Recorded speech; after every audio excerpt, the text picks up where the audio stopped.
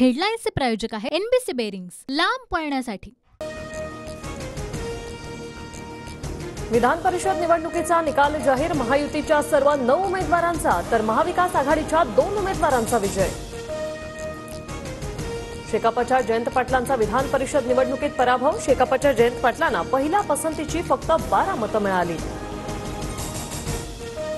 विधान परिषद निवडणुकीत ठाकरे गटाचे मिलिंद नार्वेकर विजयी। काँग्रेसच्या दुसऱ्या पसंतीच्या मतांमुळे नार्वेकरांचा विजय। काँग्रेसची 7 मतं फुटल्याची राजकीय वर्तुळात चर्चा। काँग्रेसची मतं का फुटली याचा आढावा काँग्रेसचे नेते घेतील। काँग्रेस आमदार झिशान सिद्दीकी यांचं वक्तव्य।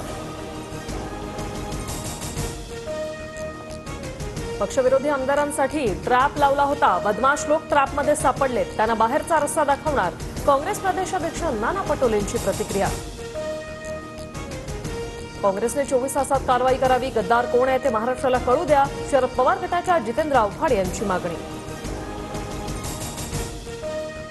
अजित पवारांनी इतर पक्षाची 5 मतं फोडली। अजितदादा गटाच्या दोन्ही उमेदवारांना मिळून पहिल्या पसंतीची 47 मतं।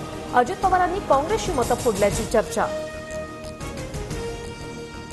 विधान परिषद निवडणुकीत शिंदे गटाचे दोन्ही उमेदवार विजयी। भावना गवळींना 24 तर कृपाल तुमानेंना 25 मतं।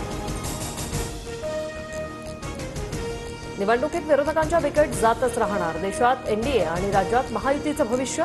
महायुतीच्या विजयानंतर सभागृहात मुख्यमंत्री एकनाथ शिंदेंचं वक्तव्य।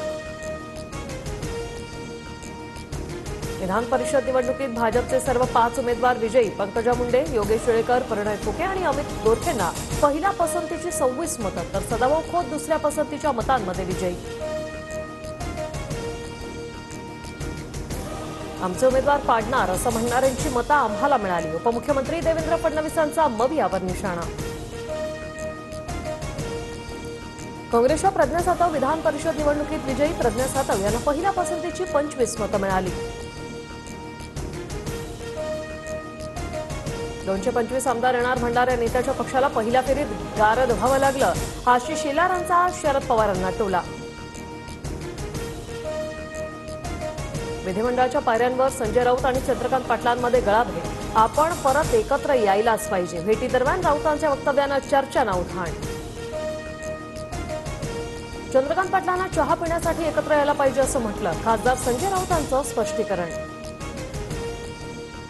पंतप्रधान मोदी उद्या मुंबई दौऱ्यावर। पंतप्रधान 29,400 कोटी रुपयांच्या विविध प्रकल्पांचं लोकार्पण आणि पायाभरणी करणार। आयुष्यात जय पराजय होत असतो। स्मृती इराणी किंवा इतर कोणत्याही नेत्याचा अपमान करू नका। लोकांना अपमानित करणं हे शक्तीचं नव्हे तर दुर्बलतेचं लक्षण। राहुल गांधींचं ट्विट। अनंत अंबानी आणि राधिका मर्चंटच्या लग्नात अभिनेता रजनीकांतने धरला ठेका। सोशल मीडियावर अभिनेता रजनीकांतच्या डान्सची चर्चा। हेडलाईन्सचे प्रायोजक आहे एनबीसी बेरिंग्स, लांब पळण्यासाठी।